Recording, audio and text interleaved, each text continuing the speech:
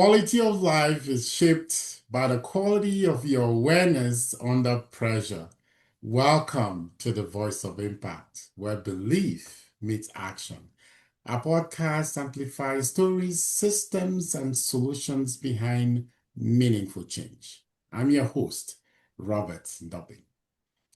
Today's conversation is about something many high performers quietly struggle with: how to succeed without losing themselves in the process. Because modern culture teaches us to move faster, react quickly, and stay constantly on. But eventually, many people discover that achievement without awareness comes at a cost. And sometimes the greatest transformation begins when we stop reacting to life and start becoming fully present within it. My guest today is Doug Giesler, a high-performing real estate professional, speaker, author, and creator of a philosophy known as Attuned Living. Doug has sold more than 150 million in real estate, including over 100 million in the waterfront property on Lake Murray, where precision, timing, emotional intelligence, and decision making directly affect outcomes. Working in those high pressure environments taught Doug something deeper about performance. When people operate from urgency, fear, distraction, reaction, and clarity disappears, that realization becomes the foundation for his deeper work, helping individuals stabilize awareness under pressure so they can make cleaner decisions, improve performance, strengthen relationships, and succeed without burning themselves out. Through his work at Be the Instrument, Doug teaches what he calls attuned living, a philosophy centered on awareness, emotional steadiness, nervous system regulation, intentional living, and operating from presence instead of reaction. His work emphasizes that true transformation is not about endlessly chasing achievement, but about learning to reconnect mind, body, and awareness so people can live with greater clarity, purpose, and alignment. Doug, welcome to the Voice of Impact today. Robert, so awesome to see you again, my friend. Thank you so much for having me. Oh, thank you too. I would just want to dig a little bit deeper, Doc. You've operated in high stakes environments for years where timing, violation, and decision making matters the most. Yeah. Before we talk about all of that attuned living and all of those areas which you've worked, I'd love to start with you and your story. What experiences and what shaped you to what you're doing right now? Yeah, so remember back in college, I was a place kicker. And so, you're the hero or the goat in that situation, end of games, 100,000 fans screaming at the top of their lungs, and you make it or you break it, right? You're at the end of the game and it goes through the uprights or not. So I took that kind of experience, younger, I was a quarterback for the football team, and then I was a place kicker. And then after college, I went into sales and did very well. I got really interested in the financial markets. And so again, that kind of put me into that pressure scenario where decisions, to take a trade, don't take a trade. And I'm talking about lightning fast futures markets like the NASDAQ, the S&P futures, cocoa, silver, bond futures, currency futures, these things that they move very, very, very fast. And so what I was learning was actually programming the market stuff. So I was programming indicators and strategies and whatnot to trade these markets. And what ended up happening was I couldn't get my mind to do the trades fast enough. Like the computer was fine because the computers are faster and faster and faster and faster, but my mind wasn't keeping up. So I was missing the moment.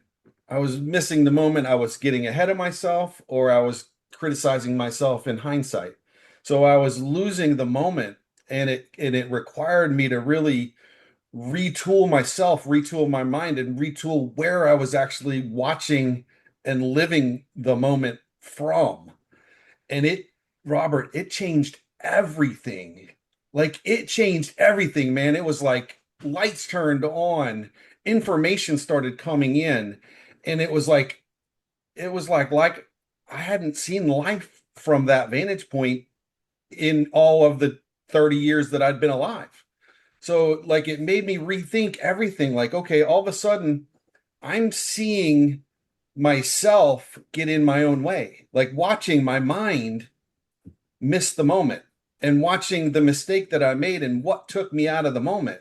And I'm like, oh my God, this is so powerful. I have to teach people this. But first I have to go out there and live it and really put what I just learned to use in the real world and prove it to myself.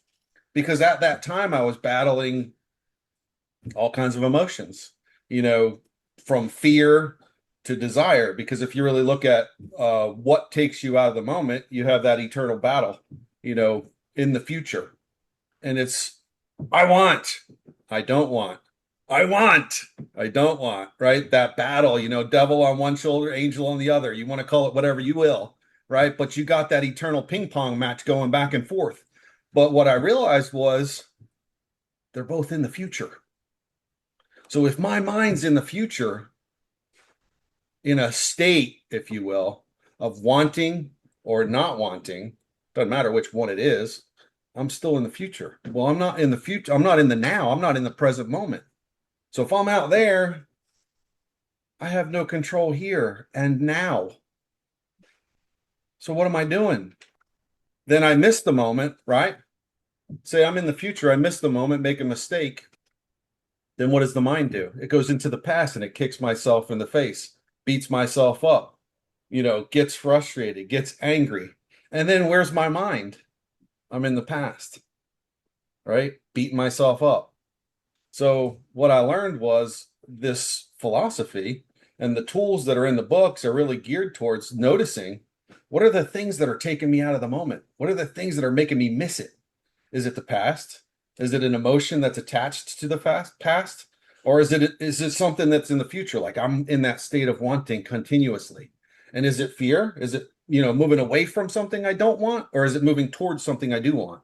So I started to watch this in my own mind. And as it happened, not only while I was watching the charts, but while I was watching myself live my life, like right in front of my face, like I'm getting in my own way. How do I not do that? And after that call it late 20s early 30s, and I had that major realization. I was like, I got to go out there and put this stuff to work. It wasn't like I just snapped a finger and all of a sudden everything just started clicking. I had to go out there and make a crap ton of mistakes and watch myself make them, right? So then I'm like, oh man, this is great, but damn, it hurt. That trial and error phase that everyone has to go through. Well, I said to myself, I'm like, well, what if I didn't have to go through all that pain? What if I didn't have to go through all that suffering? Well, yeah, to some extent, you do have to have your own battles and you do have to, conquer your own demons because everybody's has, different reasons for being here and different challenges. But, what if I could help people not have to take the lumps, and suffer through them as much? What if I could put it on a plate for them, and serve it up literally so that they could shave 10 or 20 or even 30 years off their learning curve? That's what I'm doing. Oh, that's beautiful. I just love the way you elaborated on certain areas, especially the, crop of mistakes that you had to make. We learn from a lot of those pieces, which is really beautiful how you painted it. I mean, I want to ask, was there a defining moment where your understanding of success changed within this process? Yeah, it was day trading. Yeah, I was day trading the NASDAQ futures. No, actually, I think it was the S&P futures at that point. And I had done very well in sales, pretty much everything that I had ever done up to that point in my life. So this was like it was one of those things where like I had major accomplishments. I had made a lot of money, not to brag, but I was a pretty successful guy. But I couldn't make this work. Like my mind kept getting in the way, and it was so frustrating, to because the markets are just a different animal. And when you watch them at the speed that I was watching them, I could see where I was supposed to take the trade, and I would either be too early or too late, too early or too late. And I finally got to the point where, and I was reading a lot of spiritual literature back then too. So I was reading market stuff, programming, and then reading full of philosophical stuff like David Hawkins, the Bible, Think and Grow Rich, Guy Finley, Emerson, a lot of poetry.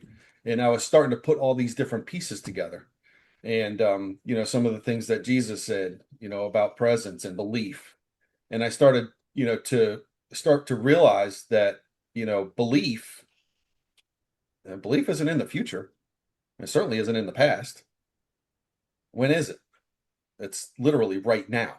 So if you don't believe, like in other words, that state of wanting, if it's a wanting state in the future, right? If I don't have it, what is that? That's a lack mentality. It means I don't have it right now. So what is the belief? I don't have it, right? That doesn't work. So I started putting all these different pieces together, and I was watching the charts on faster and faster and faster and faster time frames, and I still couldn't do it. Like I couldn't make it work, Robert. It was the most frustrating thing in my life. And it was like I could see it, I could feel it, I could taste it. But then when the moment hit, my mind would either be projecting or in the past, like revisiting the trade as if it were, a mistake and beating myself up about it. And when I saw that enough times, I started to realize that presence was the key. And so I I understood the problem. I didn't know how to fix it. So I found this program.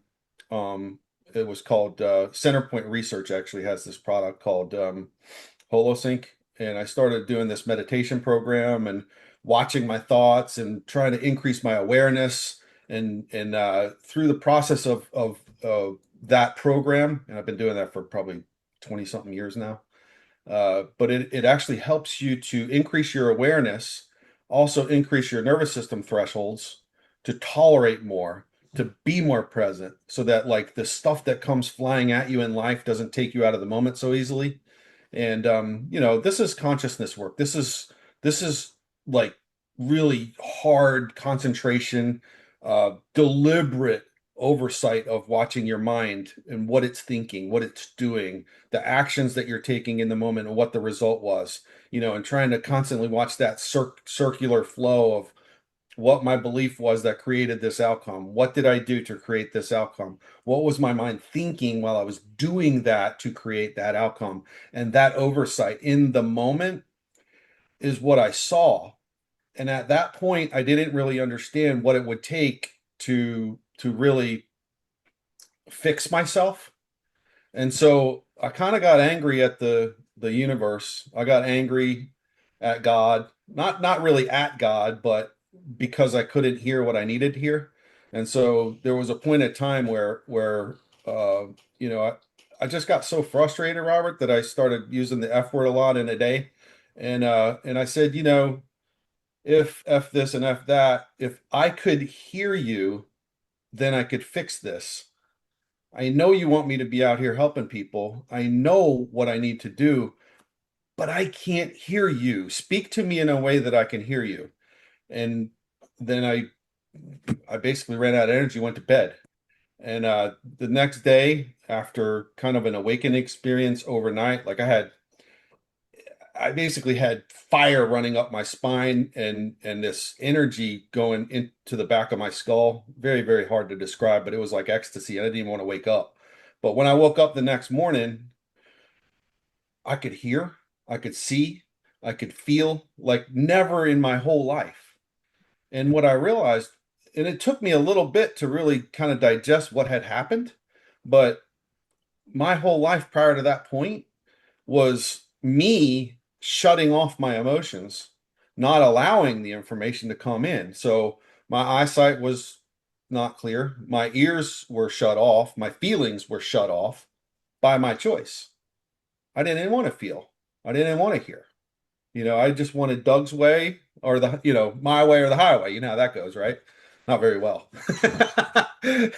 When you're shutting other people out of your life, it doesn't really translate very well. So anyway, the realization was, I'd shut off my feelings my entire life. And then when the powers that be turned on the faucet again, I had to relearn how to process all that information. So the data started coming in again. Now I needed to figure out what I'm going to do with it, like, because I felt like a kid again. Like all my emotions were there, all these feelings started cropping up, and like I could see stuff like that I never really saw before. Like I heard lyrics in music that just made complete sense to me. I saw themes in movies that were very subtle, but I'm like, I see messages everywhere, everywhere. Like it was complete overnight change, Robert. And so it took me a number of years, still learning, man. Like, but it took me years to really try and figure out, okay, what do I do with all this stuff? Emotion doesn't show up uh innocently. I mean, fear in particular, fear can hit you like a ton of bricks. So I had to learn, what's the difference between fear and desire? And how does that hit me? Like if I'm afraid to lose money, like how's that hitting me? Am I running away from something or am I moving towards something? And what is the feeling that's causing that run or stop, run or stop? Those are the different, nuances with emotion and how they hit you. So I started to really watch this stuff and how my mind dealt with it, how my body dealt with it. And it wasn't very well. So there was the moment, and then there was the discovery portion, which is everything thereafter. But having gone through I got to go out there and prove that this stuff works. In 2022, I'd really been pretty successful since that point. Everything's been an evolution. It's been a constant state of growth. And presence really delivers you exactly what you need in the moment. I know you know that already. I'm not teaching you anything that you don't know. It's like, life happens for me, not to me. And when you change that perception, everything changes. Oh yeah, oh yeah, I agree with you 100%. I mean, talking about, the moment, emotional, your work, reflects what we'll call modern life conditions where people, are living reactively, always rushing, that mentally overloaded, emotionally triggered and disconnected for themselves. I mean, Yeah. what in your opinion, do you think many people are stuck in this state today? Yeah. I was too. I've been there. I get it. And that's actually what all the books are about. They're if you realize that the story that's attached to the feeling is what's, the cause of the pain and the suffering, and you get that at the core, not surface level, but at the core, like what's generating that? What's causing that? Like what's making it hit the way it hits? Is it because you don't have something? Is it because you don't have security? Is it because you don't have money? Is it because you can't do something? Like you can't show up in a life the way that you want to show up in life for whatever reason, whether it be fear. I don't know. Fear is a big thing with me because that's something that I really struggled with. And so when you really break down fear, there's always a story that's attached to it. And usually that story is attached to it in the future. So if you're out there projecting some fear of this or that, whatever that might be, and you have to show up in life in a certain way, and you're nervous about that, well, that's going to either stop you from going to do that thing or you're going to go around it. And that's what I did for basically 30 years. I avoided it. I resisted it. I did all the things that you're not supposed to do. But the bottom line is your nervous system has to grow through it. And so when you have one of those situations, when you act from awareness and you act from presence, what you start to realize is that there is no fear in presence. Fear is a story that's attached to a past, or a future, something that happened to you that caused you to be fearful of that. Maybe it's this lifetime, maybe it's a past one, depending upon your beliefs. But typically, what I saw is that fear is a projection of something that I don't want to happen in my life. And so once you see that story, then you see the emotion, the driver that will actually take you out of the moment. And what happens is your mind goes to that future. It sees what's going to happen. And in an instant, it comes back to the moment and it steers you around it or stops you from going to it. I saw my mind do this so many times that it became pretty clear to me that when you get to the moment and presence, there's no fear there. Like you don't have to all of a sudden come up with a ton of courage to overcome this big hurdle. What happens is you overcome that in steps. You don't climb the whole ladder in one jump. You climb the staircase. And what that does is it attunes, attuned living, it attunes your nervous system to be able to accommodate more. And each time you take that step up, your nervous system grows. Yeah, you're going to make some mistakes along the way, but each time you make that mistake and you learn from it, it's not like you just plow through life and you don't, clean up after yourself. What you're doing is you're going through life, you're making mistakes, you kind of revisit what you did and you see where your emotions took you out of the moment, where you could have done better, not to beat yourself up, but actually to forgive yourself and move forward. So it's a constant learning process. You learn, you grow, you move forward, you take another step in the moment. A lot of times, these emotions, when they're a little bit more powerful than what we can currently take, it'll take us out of the moment again. We'll make another mistake.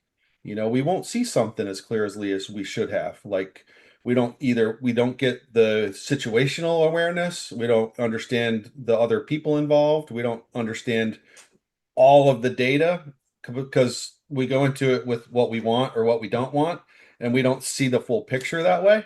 But when you're present, the information, it's like instant. Like you understand. It's not like there's a processing delay.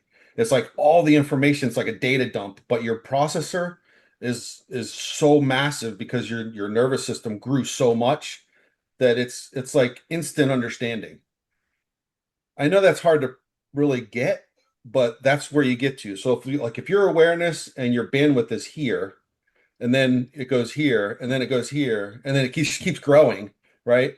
Growth is infinite, right? When you're up like, up there and your channel of what your nervous system has to tolerate is really small, it's like nothing. Like it's so easy. And that's the way life is once your nervous system can handle it. But at first, when you're starting that learning curve, yeah, your nervous system's just not accommodating it. So you do need to grow. You need to watch the mistakes you make and grow from them. And that's how your nervous system increases. But the way that I started was with that product called HoloSync from Centerpoint Research. I think that's really helped me over the years, as well as just watching my thoughts, watching my actions, and seeing what happens in, the results, and just always kind of trying to grow and not grade myself, but admit your mistakes and grow from them. That's all. Yeah, Doc, you already touched on something that I just wanted to briefly, expand just a little bit on, which is what you developed, something called Attuned Living. What does that actually mean? It kind of goes back to what I was just talking about, but I'll frame it for you so that people can really understand the concept. Because the books that I've written, Robert, has been a progression, and there's still one more coming. So I'll get to that in a minute. But Be the Instrument was the first book, which kind of framed beliefs, feelings, emotions, eyesight, ear, hearing, how all this stuff came together for me, but also had a lot of Emerson like in there, just like quotes and whatnot that help people to really understand the overall vantage point. And when I started giving that away to some of my friends and whatnot, they read it and they said, "Oh, I really love this concept. It's unbelievable, super, super powerful. But I want a little bit more of this or that." So what I did was I took two of the major concepts out of that book and I wrote two new books. The second book is called The F Word Forgiveness. And forgiveness is framed as a tool of love. And love is the most powerful emotion in the universe, in my opinion.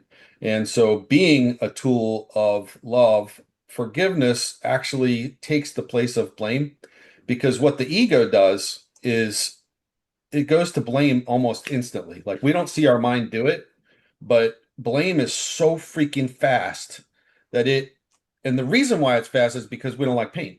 The ego doesn't like pain. So it wants to offload that pain on someone or something that's not me. Right? So, blame, we have to be faster than blame, because the mind will go there so fast that we'll miss the lesson in it. And so the second book is the F word, forgiveness, because forgiveness is the tool that will forgive the past, allow the lesson, and get us literally to the moment. Once we get to the moment, what happens? The future, want or don't want, comes in and pulls us through the moment so fast, kind of going back to, well, everybody's, moving too fast. Life's moving too fast. And that's why. Because our mind's going from the past to the future so fast that we're never present to actually take the actions that'll get us to the place that we want to be. So the third book that I wrote is the F word, faith. And the reason why I wrote the F word, faith, was because people are getting caught up, me included. People get caught up in these emotions. The emotions are attached to stories, and the stories are projections into the future.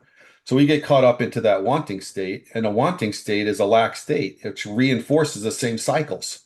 So what we have to do is interrupt these cycles and get in our own heads. We have to get in and interject into these sequences that are patterned. Like these patterns, we live them out, Robert, so freaking fast. And what happens is we relive the same things. So what you see, and I saw, was the same patterns repeating over and over and over again in my life. You see the same type people. You run into the same type situations. You have the same challenges over periods of time.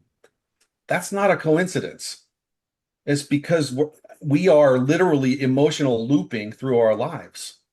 But if you can use faith as a methodology, which I teach in the faith book, to maintain your presence and make effective choices in this moment, then you can cut into those cycles and choose a new route, choose a new path, new circumstances, new outcomes. And that comes from presence. No other place. You can't make decisions in the future and you can't make them in the past. So what I'm trying to teach people is how to isolate presence and how to maintain, like with balance and mastery, the moment. And so that's the first three. The next one that's coming out, it's the exclamation point, Robert. Guess what? It's fear. The F word, fear, is right around the corner. The book's written, and what I'm doing right now is I'm actually writing songs, because I've always loved music and the way that it delivers messages to people. So I'm writing songs that really summarize chapters in the book. And I actually created a channel on YouTube for these really insightful and very heavily lyrically composed songs that deliver a message viscerally. Like, I mean, they hit you in the chest, my man. I mean, some of these lyrics are super powerful. And so it's kind of another way to get through to people to understand the different philosophies that I'm helping them understand with these books.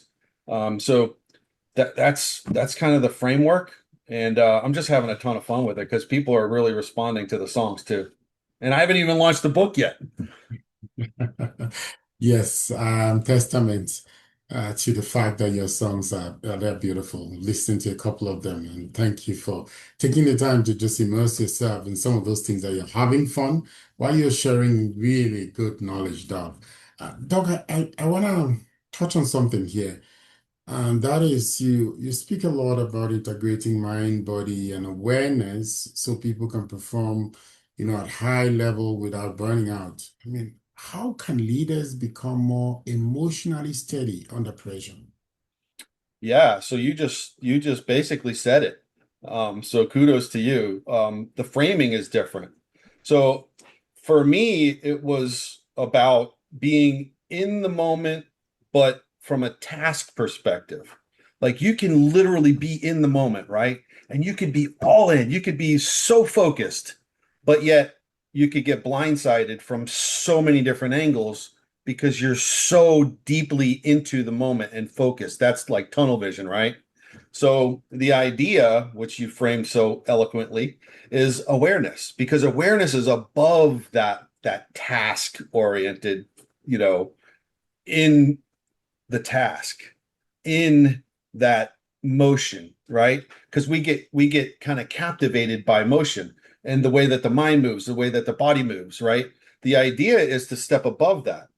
So when I first started framing this for myself and saw myself get in my own way, it was from a point that was kind of behind my mind, like above my mind, watching myself and my, thoughts. Like I can actually step outside of myself and watch from above. Dude, there's no stress there. Like, yeah, your body can be like nervous, hands sweaty, cold fingers, all that stuff, but your mind doesn't have to be there. You can be above that level of self, but it takes practice. It takes understanding, and it also takes that growth with your nervous system. It doesn't happen overnight, but that's the vantage point that you can live your life with, and that's where you get your balance from. Because if you really look at where the mind is when you're in those tasks, it's too drilled down. It's not taking in the whole picture. When you take in the whole picture, the stress goes away. Why? Because you can isolate the moment. You can see the evolution of the moment as it's happening. And when you're locked into presence, there's no fear, there's no desire, there's no regret, there's no remorse, there's no sorrow, there's no sadness, there's no suffering. All that stuff goes away when you're isolated to the moment, but you can only see that from the top of the pyramid, right? That's awareness, oversight.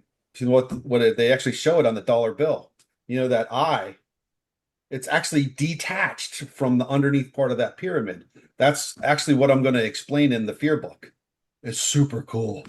Like really, really cool. But what it shows is that attachment is no longer attached, right? The top of the pyramid being detached from the underneath side of the pyramid, right?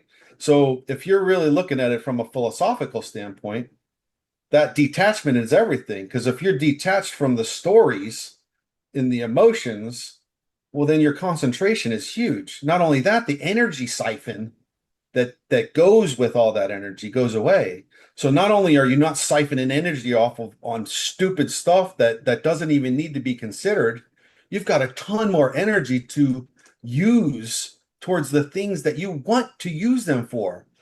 I mean, my days are super freaking ridiculously long, but I still got a ton of energy. And people are like, wow, how can you get up at 1 o'clock in the morning and work until 9 o'clock at night? How is that even possible? Well, when you're not siphoning energy off on silly stuff, let's say, that's not really accomplishing anything, then you'll have a lot more energy to use towards the things that you want to use it for. So hopefully that answers your question. Yes, it does. Yes, it does. Um, I want to ask you this as well. I mean, when we look at the world today, there's constant distraction from so many things, social media, phones, there's pressure everywhere. You want to belong to so many things and pressure being pulled left and right in being a business professional yourself. There's overstimulation. I mean, what kind of shift do you think people need the most at this hour? So in my opinion, everybody's here for a reason, right? And, I don't know what that reason is for you. I couldn't even begin to tell you, but you can. And so can, the people that are in your lives. But it takes one thing, realistically. It means connecting your mind and body to your heart. Because if you can't connect your mind and body to your heart, then all the stories in the world, they're irrelevant. They're not attached to anything. Like, what has meaning for you? That's in your heart, man. Like that's the driver. That's what gets you up in the morning, puts the smile on your face and lets you, go after the things that you want to do in the day. And a lot of that's helping other people. I mean, that's what you do, right? That's what I do too. That's what drives us. And I love that. If everybody approached life from that perspective, the world would be a whole lot different place, wouldn't it? Absolutely. Well, so, Doc, what message would you leave with someone listening right now who feels a little bit trapped in stress, reaction, or even being overwhelmed? Get to the heart of the matter. It kind of goes right back to what we were just talking about. What matters to you? What are the drivers in your life? But as far as overcoming is that awareness, top of the pyramid. Because once you're elevated above attachments and everything else, you can see life a whole lot clearer. And the suffering part of it goes away. You can be in pain, but you don't have to suffer. And that's the vantage point. That's the higher level awareness, higher self-awareness, and the nervous system capacity increases that you accomplish by, going through the process that I explained. It doesn't happen overnight, unfortunately. I wish I could, snap my fingers and make everything happen instantly. It didn't happen for me that way, but certainly we can help people achieve it a lot faster than they would if they didn't have this insight and this coaching and this understanding, which I consider to be very, very high level. Oh, that's amazing. Thank you so much. And I believe somebody's listening and somebody has taken a message. So, Doc, we have a tradition on the Voice of Impact. We have a word die right here, which I have with me, and a couple of words on it. And I'll read it out just so that you get it, because on the screen you might not be able to see all of the words. Yeah. And I'll invite you after I read it to choose two out of the six themes that we got here on this word die. One for your own journey, and then one for somebody listening. And the themes are make a difference, rebuild, overcome, stronger, peace, and patience. I'll repeat again: make a difference, rebuild, overcome, stronger, peace, and patience. So I invite you to choose two, one for you, one for somebody else. I'm going to pick overcome and patience. And I would say overcome because that's my story. Overcoming has been a pattern in my whole life. And it's mainly emotions, Robert. It's about attachments, yes, about where the emotions are coming from, and not necessarily overcoming them, but understanding them enough to overcome the messages and the voices and the stories that they're attached to within my mind. So overcoming is about really digging underneath the surface level emotions that are hitting us and receiving life from that life happening to me perspective versus life happening for me perspective. And it completely changes the game. So overcoming life is about receiving it differently with an understanding that life is happening for me and the obstacles that are in front of me are for me and digging deeper underneath that to see the core messages on why you need to overcome that because it's going to take you to all new places in your life. And each one is going to be a new stepping stone to a new you that can do so much more than what you can do right now. And so overcome is a stair step methodology, and it starts with awareness, which leads us into patience. Patience is actually kind of a fun subject because the last dog that we lost him about 3 years ago, but Cappy, my dog, taught me patience over and over and over and over again. And I had to step back over time that just said, why am I keeping going? Why am I continuing to get this lesson? And so for me, patience was stepping back from that hustle, that rush, that run, that literal push and drive to have to do it like right this second, and really stepping back from that with a much more patient and understanding attitude. Because if you're in rush, rush, rush, rush, rush, you're gonna miss it. Yeah, I just launched that song, Don't Blink. It's on YouTube. I think I sent it to you, but if you hadn't seen that one yet, Don't Blink is it's about that. Because honestly, when kind of back to the fear book, this is something I'm going to be talking about in the fear book. It's already written, but what happens is when life is happening to us, the moment gets compressed. Okay. Emotions start piling up, things in our lives start piling up, everything's moving really, really fast, right? And when things are moving really, really fast, it's really easy to miss the moment and miss the opportunity in the moment that presents itself. But patience, on the other hand, it sounds counterintuitive, but patience and listening and understanding and receiving, that's all part of patience. It's taking that step back from the hustle, the rush, the run, and really listening, perceiving with your eyes, your ears, and your emotions all at the same time. Because if you don't step back from that perspective, time is so compressed in the moment that something that might come in via eyesight, you'll miss because you're focused on hearing. And something that came in through hearing, you might miss because you were focused on eyesight. Or something that was really delivered to you through a feeling in your body, you completely missed it because you were so caught up in the moment and drilled down on it that your higher level awareness was gone. All these things, all these different perceptions are coming differently. But patience allows you to step back and receive life rather than forcing it through. Hawkins actually wrote a book, Power versus Force. Patience gives you your power back. Yeah, patience gives you your power back. So, Doc, I mean, we have people listening to this podcast.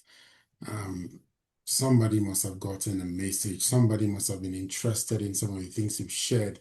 How can they connect with you to learn about your business, learn about your programs, learn about the books you are writing? How can they best reach you? Well, I'm all over the place now, Robert. It's going to be pretty easy to find Doug Giesler online, but I've got a few places that people can go to get some freebies, which would be a nice way to get started. And of course, I'm on Amazon and everywhere else online, but you can go to betheinstrument.com. There's a free download there for Attuned Living. It's like a starter guide. You can go to the fwordfaith.com and there's a 7-day faith accelerator program. And keep in mind that the faith that I'm talking about is a mind tool, not a religious tool. So just keep that in mind when you're talking about faith. This is a tool that will actually affect the whole life, your whole life. It's not geared towards outcomes. It's geared towards a methodology of thinking. And then you have the F word forgiveness, which is the same exact thing. It's a methodology. So you can get a 30-day forgiveness card deck on the fwordforgiveness.com. And then of course my books are on limityourlimit.com. And I've got two Facebook pages, Unlimit Your Limit and Be the Instrument are the coaching pages on Facebook. And I'm on Instagram. I mean, we're putting the songs out on YouTube. So YouTube's the Unlimit channel, Unlimit Your Limit on YouTube. You can find all the music there. I'm everywhere. If you want to buy a home in South Carolina, it's realestatelakeMurray.com. So yeah, there's lots of places to find me online. Just look me up. But all my books are on Amazon and you know how to reach me if somebody reaches out to you. Yes, please, you've heard. If at all you don't reach out to Doc directly and wanted to come through us, we'll be more than happy to connect you with Doc. I mean, Doc does a lot of good things, a lot of good things. He's a busy man, but he does a lot of good things. Doc, thank you for reminding us that success is not just about external achievement, it's about internal steadiness. And our conversation today reminds us that awareness is not weakness, presence is not passivity, and slowing down enough to reconnect with ourselves may actually be the key to leading, living, and succeeding more effectively. And to the person listening right now, you do not have to sacrifice your peace in order to succeed. And your clarity begins the moment you stop reacting and start becoming present again.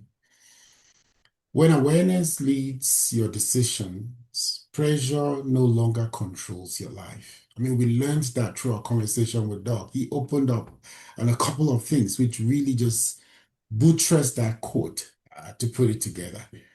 And Doug, we just want to appreciate your time that you've spent today with us on the Voice of Impact. We believe that somebody must have gotten value in this conversation. Thank you so much, Robert. It's been a pleasure. Always a pleasure to see you, my friend. You're a good man. Thanks for all the good work you're doing out there in the world.